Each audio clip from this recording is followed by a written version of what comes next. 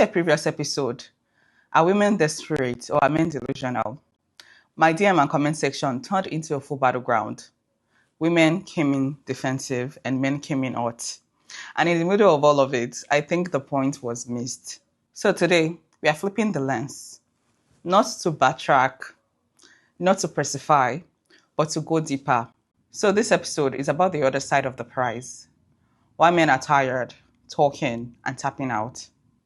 Let's start with the obvious. Why do many men think they are the prize?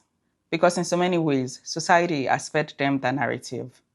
But also, many men have come to that conclusion, not through ego, but through experience.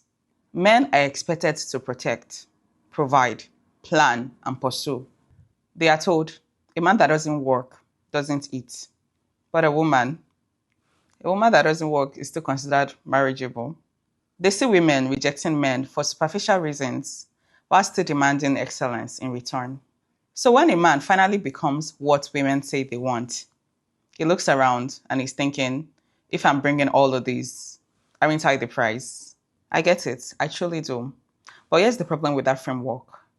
When we turn relationships into reward systems, then everybody loses. Nobody wants to be with someone who is constantly reminding them, you're lucky to be with me.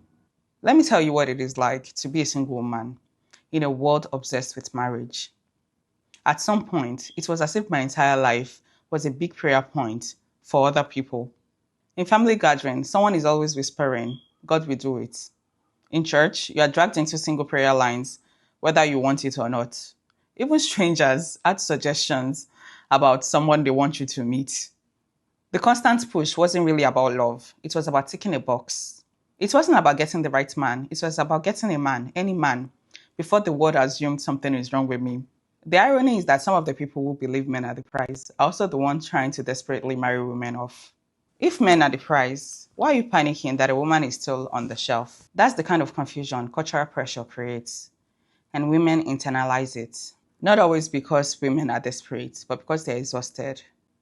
Exhausted for being treated as if their value expires if they don't marry by a certain age. Let me also say this.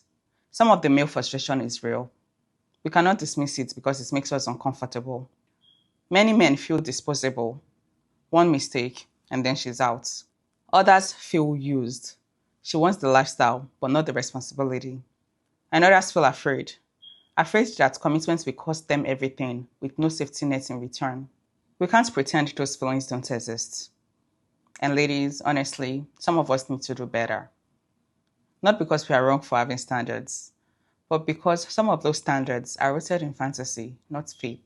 Some of us want husbands, not partners, providers, not companions, and sponsors, not equals. Here's the truth no one wants to say.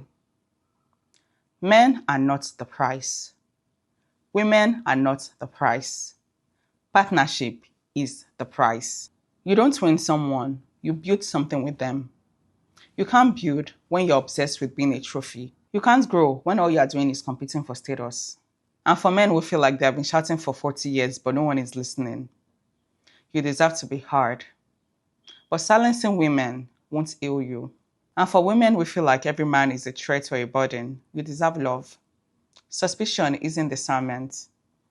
And your trauma should not be your compass. Let's stop dating from fear and pride. Let's stop building relationships around gender wars and start building with humility. Let's stop letting Twitter or TikTok dictate our dating theology. And let's stop calling each other bills and burdens when we are supposed to be blessings to each other. There are emotionally available, healed, and financially responsible men out there. There are kind, grounded, and supportive women out there. But none of them are showing up for prize fights. They are showing up for partnership. So this isn't about who is the prize. It's about who is ready to partner, to grow, to build, to lead together. Thank you for listening to Authors and Agendas. If this episode stirred something in you, then please share it. Start a conversation. And remember, we don't do gender wars here. We do sacred tensions. Until next time.